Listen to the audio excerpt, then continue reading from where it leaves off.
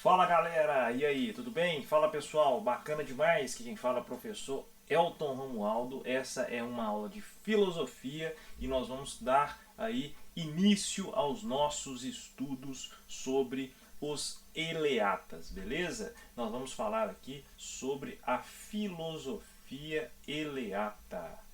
Que é isso, Elton? Eleata, nunca ouvi falar.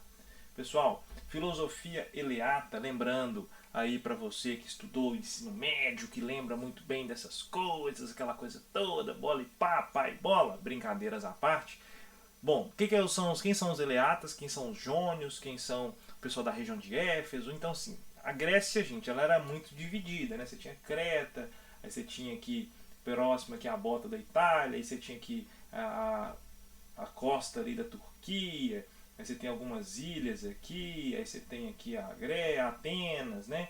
Então, ou seja, a bota com salto alto, né? Você tem uma bota com salto alto aqui, mais ou menos isso assim, uma coisa nesse sentido. Então, ou seja, tudo isso aqui nós estamos chamando de mundo grego, pessoal, tem as suas especificidades. É o mundo grego, mas cada um dentro ali da sua especificidade. Hoje o que nós chamamos de Turquia era a Ásia Menor, né?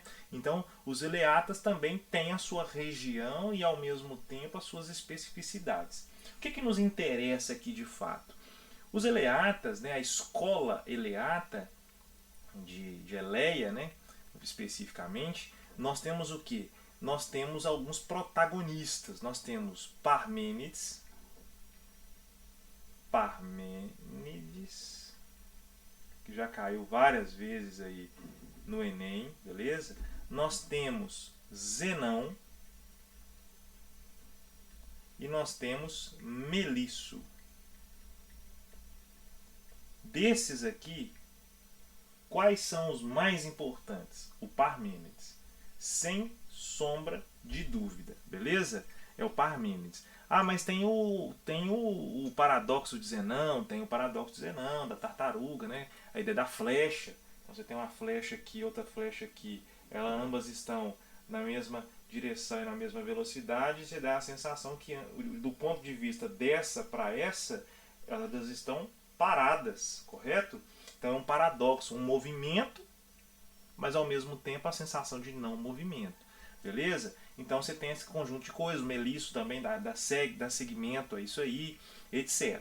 Mas o que é importante para a gente aqui? Entender os eleatas de modo geral. Não é falar de paradoxo, é entender, gente, o que é comum para esses três autores e como que eles, enquanto pré-socráticos, pré-socráticos, pensam acerca do mundo, né? Então, seja, qual é a origem do mundo, né? Qual que é a arqué?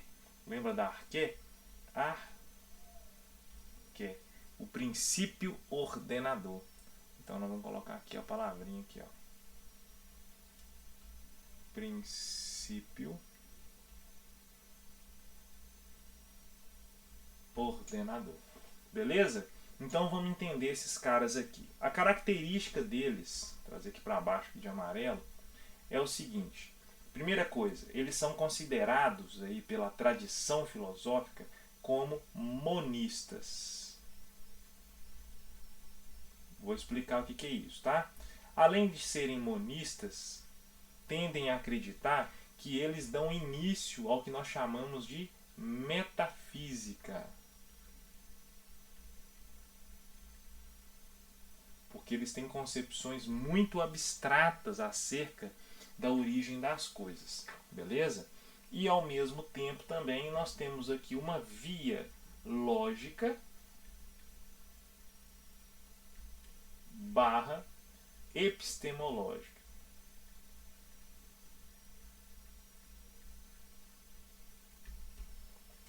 Vamos entender isso aqui agora, esses três pontos?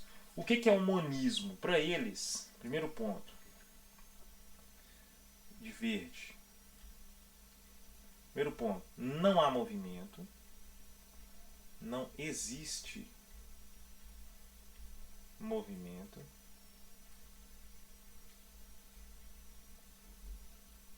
2. Além de não existir movimento, existe apenas uma única forma de o mundo se organizar, ou seja, o mundo é único.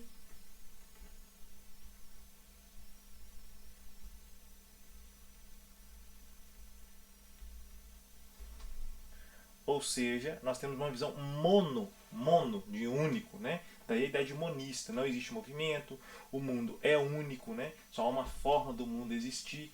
E nós temos aí também uma noção relacionada ao ente, aquilo que é.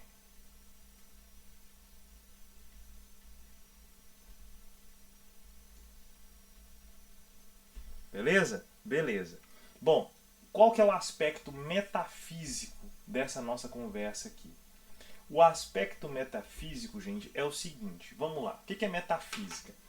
Metafísica é tudo aquilo que está além da natureza. Então, você que lembra lá do seu ensino médio falando sobre Tales, está pensando na água. Por mais que essa água seja abstrata, ele está pensando numa liquidez, numa umidade, etc.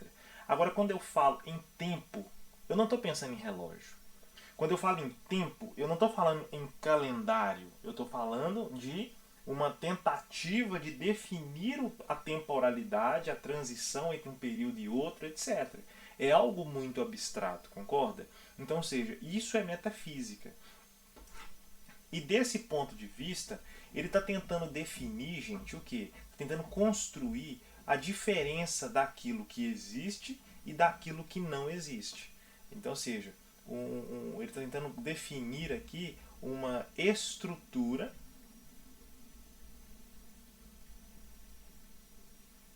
Deixa eu pegar aqui. Estrutura ontológica.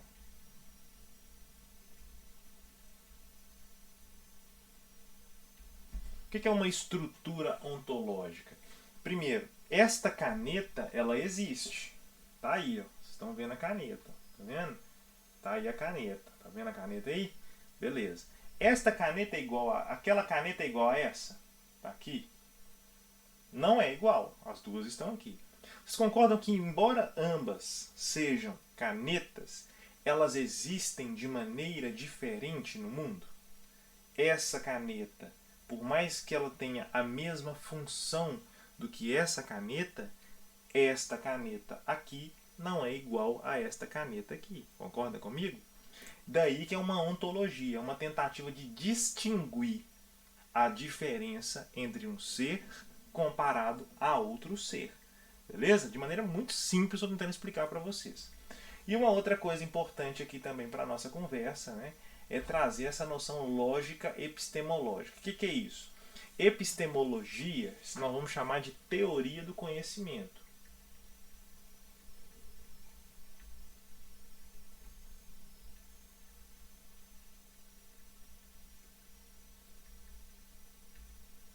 Teoria do conhecimento. Beleza? Beleza. Essa teoria do conhecimento, ou seja, ela está querendo me ensinar como que nós conhecemos ou aprendemos alguma coisa. É lógico. Por que é lógico? Porque não é um conjunto de ideias aleatórias. Não, existe uma ordenação, uma ordem de eu pensar um raciocínio, de eu formular esse raciocínio para ele virar um pensamento, para esse pensamento depois ser colocado à prova, para saber se aquele pensamento que começou a partir de uma ideia, ele é de fato verdadeiro ou não. Isso é lógico. Ou seja, os eleatas, pessoal, eles têm um método muito diferente dos métodos aplicados ali pelos que nós chamamos de jônicos, que buscavam uma investigação, pegavam um conceito e abstraía ele e depois concluía. Aqui não. Esse processo ele é muito mais complexo, beleza? Muito mais complexo. E aí vamos entender isso de dois aspectos. Primeira coisa, para o Parmênides, qual que é a lógica? Existem 3 vias para se conhecer o mundo. 3 vias. Aí eu vou fazer aqui um triângulo só para facilitar a nossa vida, tá? Então nós temos a via do ser, daquilo que existe, a via do não ser e a via da doxa. O que é doxa no português? Doxa no português se transforma em opinião. Senso comum, né? Então, qual que é a diferença? Eu posso falar que a opinião é um tipo de conhecimento? Não, não posso. Ah, qual que é o melhor time de futebol? Ah, é o Atlético. Ah, é o Flamengo. Ah, como é que chama?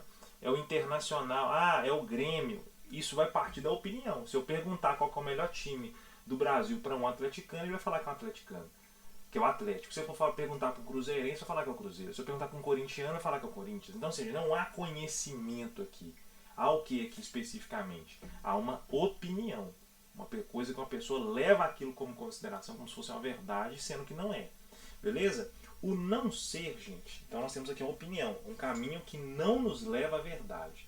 Então, ou seja, ele não é um caminho confiável. Vamos chamar assim. Não é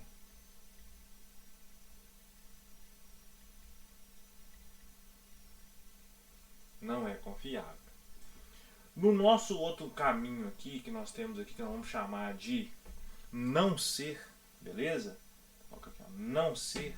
Como que eu vou falar de algo que não existe? Essa via do conhecimento por Parmênides é uma via inacessível. Aí você pode estar se perguntando assim, não, mas por exemplo, um dragão não existe. E eu falo dragão, olha aí, ó, quer ouvir? Escuta aí, dragão. Eu vou falar, e o Parmênides vai te responder como? Eu falo assim, não, peraí, meu amigo. Minha amiga, meu amigo, peraí, não é por aí não. Quando eu falo dragão, pela linguística, pela língua, pela expressão, pelo modo com que a sonoridade sai esse som, por meio do pensamento, da imaginação, isso existe. De alguma maneira está existindo. Nem que seja só no campo da linguagem, mas está existindo. Concorda comigo? Então falar dragão existe.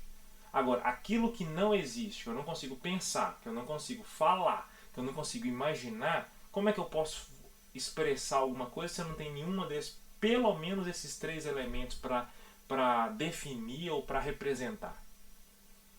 É isso que ele está pensando. Então, ou seja, o não ser é algo que é inefável. Por que é inefável? Eu nem sequer consigo falar. Beleza?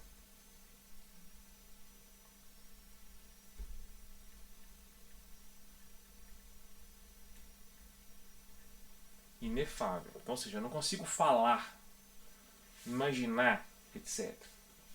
Então, gente, se a doxa não é o melhor caminho, se o não ser é o caminho que eu não consigo nem sequer falar, o que nos resta? Nos resta, então, nesses termos, o ser, o caminho do ser, daquilo que existe, o caminho da verdade, o caminho da verdade, aqui é verdade, tá?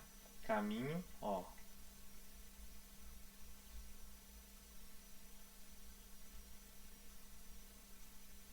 o caminho da verdade é o caminho que me leva ao conhecimento do mundo. É o caminho que me leva à verdade sobre o mundo. Então, ou seja, o caminho do ser, né? O caminho do ser, deixa eu colocar aqui, ser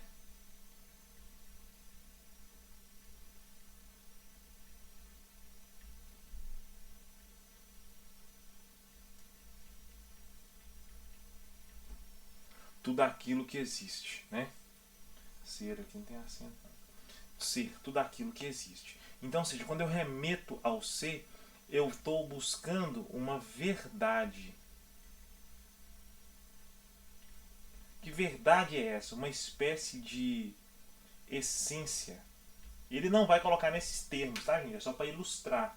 O que seria essa essência? Aquilo que faz esta caneta ser esta caneta e esta caneta ser esta caneta. Ambas são canetas, mas cada um a seu modo. Cada um tem uma verdade específica, uma essência específica. Beleza? Então, seja, por isso não há movimento. Porque vamos pensar aqui, ó, vamos pensar. Vamos supor que você que está me assistindo aí chama Sofia, tá? Ou chama-se Vitor Hugo. Por que eu escolhi esses dois nomes? Vitor Hugo é meu filho e Sofia, se eu tiver uma filha, eu queria chamá-la de Sofia. Então vamos pensar que você é o Vitor Hugo, né? Victor Hugo ou Sofia. Quando a Sofia está aqui, 1 aninho de idade, aqui é o Vitor Hugo com 1 aninho de idade. Depois você tem a Sofia com 15 anos de idade, depois você tem o Victor Hugo com 15 anos de idade. A pergunta que o Parmênides está fazendo, essa verdade, é a seguinte: olha, a Sofia com 1 aninho de idade é igual a Sofia com 15 anos de idade? O Victor Hugo com 1 aninho de idade, ele é igual ao Victor Hugo de 15 anos de idade? Para o Parmênides, a resposta ela é clara, gente. Por quê? Primeiro, não há movimento, não há mudança. O mundo, ou seja, as coisas são únicas, mais nada. Então, nesse contexto, essa aqui, vou colocar uma barra aqui. Nesse contexto, o mundo é único, tudo é único. Não existe dois Elton, existe um Elton. Mas eu, professor, mas espera aí, eu tenho uma irmã gêmea, eu tenho um irmão gêmeo, beleza? Mas você não tem o mesmo nome que ele, você não tem o mesmo nome que ela, e vocês são idênticos apenas em aparência, não em essência. Cada um pensa de um jeito, cada um quer fazer uma coisa da vida, percebe? É isso, gente, é nesse sentido que ele está pensando na questão. Então, seja, é nesse sentido que os eleatas são chamados de monistas. Aqui está errado, ó. Monitas não, é monistas, tá? São pensados como monistas. Monistas. Beleza. É nesse sentido que eles estão pensando como mono, como algo único. Então eu tenho que encontrar essa essência. E quando eu encontro esse algo que não faz com que a Sofia de 1 e 15 anos seja diferente, ou seja, que elas sejam iguais, e que o Victor Hugo de 1 e 15 anos também sejam iguais, quando eu encontro essa igualdade, esse princípio ordenador, é o mesmo princípio que faz do mundo ser um mundo. Ou seja, eu encontrei a verdade. Porque eu fui, do caminho do conhecimento, olha aqui, conhecimento. Deixa eu puxar aqui, Peraí, cadê, cara? Do caminho do conhecimento, conhecimento, eu escolhi o caminho do ser. Beleza? O caminho do ser é o que me desvelou, é o que me trouxe a verdade, que me deu condições de encontrar a verdade. Que verdade é essa? Essa possível essência. Essa possível essência. Beleza? Então, basicamente, esses 3 autores aqui, cada um a seu modo, mas partilhando de uma mesma questão cultural geográfica, pensando os problemas da essência, do monismo, da unidade do mundo, né? Uma unidade. Então, pensando esses princípios aí. Essas são as características gerais da escola eleata, ou seja, de Eleia. Bacana? Então, me despeço de você aqui, agradeço pela sua audiência de sempre. Quero te dizer que nós estamos firmes e fortes, igual prego no angu. Tchau e obrigado.